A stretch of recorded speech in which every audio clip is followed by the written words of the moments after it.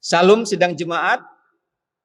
Pada pagi ini kita bersyukur walaupun dalam suasana pandemi COVID-19 kita masih dapat beribadah sesuai dengan anjuran pemerintah.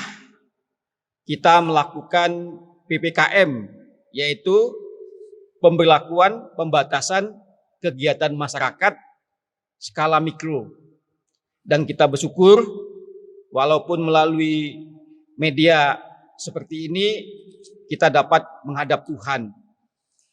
Sidang jemaat, pada pagi ini kita akan membaca firman Tuhan yang terdapat dalam kitab Markus pasal 6 ayat 1 sampai 13. Markus pasal 6 ayat 1 sampai 13. Sebelum kita membaca dan merenungkannya, mari kita berdoa. Ya Tuhan Allah kami, di pagi ini kami bersyukur kami dapat bersama-sama dengan umat-Mu menghadap kekudusan-Mu. Saat ini kami akan membaca firman-Mu dan merenungkannya. Kiranya kuasa Roh Kudus hadir di tengah-tengah kami, sehingga kami bukan saja memahami firman-Mu ini, tetapi dapat kami lakukan dalam kehidupan kami sehari-hari. Tuhan, ini doa kami yang kami pohonkan di dalam Yesus Kristus, firman yang hidup itu. Amin. Sidang jemaat, saya berharap sidang jemaat membaca di rumah dari Markus pasal 6 ayat 1 sampai 13. Dan pagi ini tema yang akan kita bahas bersama diberi judul Berharap kepada anugerah Allah. Berharap kepada anugerah Allah. Sidang jemaat, dari judul ini ada 3 pertanyaan mendasar yang dapat kita tanyakan dan dijawab dalam firman ini, sehingga dengan 3 pertanyaan dan jawaban ini kita dapat memahami bahwa anugerah Allah yang diberikan kepada kita begitu luar biasa di dalam kehidupan ini. Sidang jemaat, manusia bisa hidup karena mempunyai pengharapan. Pengharapan kepada siapa? Tentunya pengharapan kepada Tuhan. Lalu apa yang kita harapkan? Tentu yang kita harapkan adalah keselamatan di dalam hidup ini. Jadi semua orang yang percaya kepada Yesus Kristus berharap bahwa ia harus mendapatkan keselamatan dalam hidup ini. Sidang jemaat, kita beruntung memiliki Yesus yang begitu peduli dalam kehidupan ini. Ia mau mati di Bukit Golgota, menebus dosa kita, dan semuanya itu dilakukan untuk menyelamatkan kita. Kita yang hina, yang bercela, dosanya dihapuskan sehingga kita mendapatkan keselamatan. Oleh sebab itu, bagi kita keselamatan itu adalah sebuah anugerah. Diberikan Tuhan kepada kita secara cuma-cuma. Sidang jemaat, dalam nas yang kita baca, Yesus memberikan hidupnya kepada umat manusia untuk keselamatan.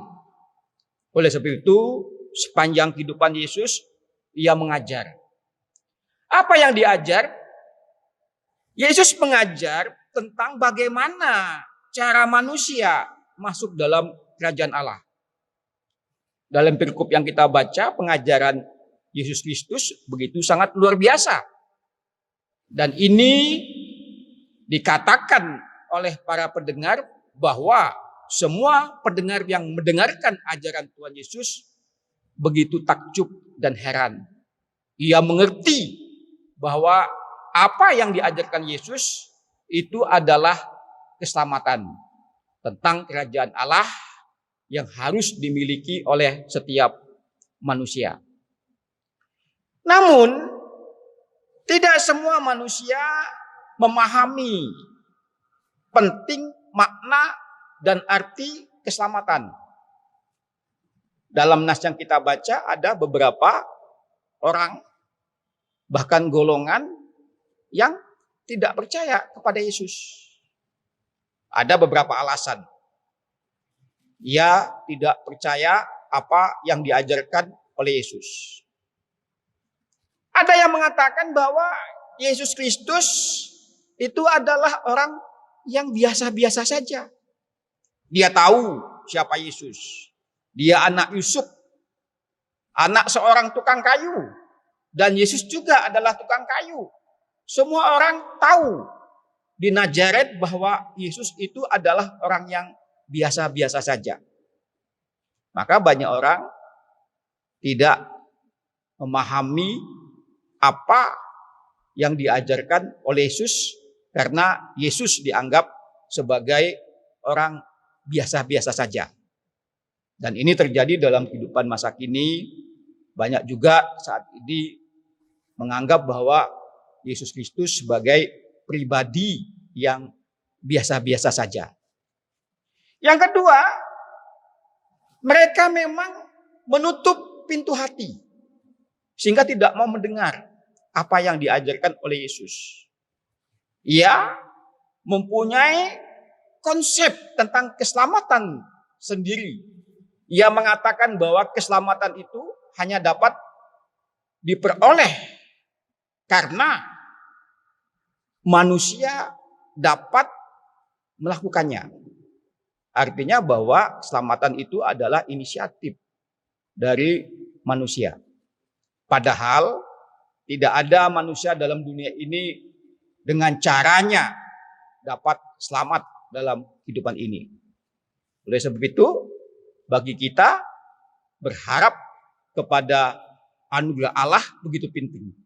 Karena keselamatan itu memang Allah berikan kepada kita. Sidang jemaat, Yesus tidak mau keselamatan ini hanya dimiliki oleh beberapa orang. Maka Yesus memanggil 12 murid. Untuk apa ia dipanggil?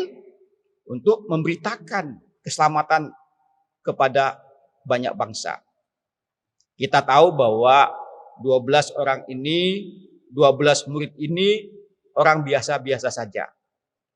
Tetapi ketika ia menjadi murid Yesus, Yesus mengubah orang yang biasa-biasa saja menjadi orang yang luar biasa. Sehingga 12 murid Yesus Kristus dipakai secara luar biasa.